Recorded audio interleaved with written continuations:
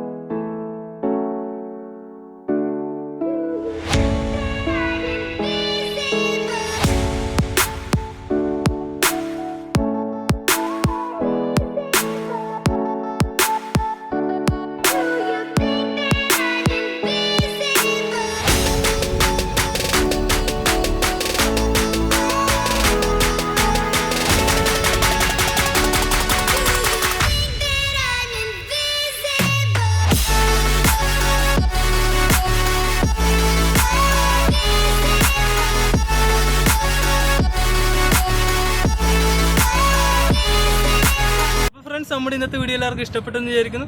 അപ്പോൾ ഇഷ്ടപ്പെട്ടെങ്കിൽ സബ്സ്ക്രൈബ് ചെയ്യാൻ മറക്കരുത്.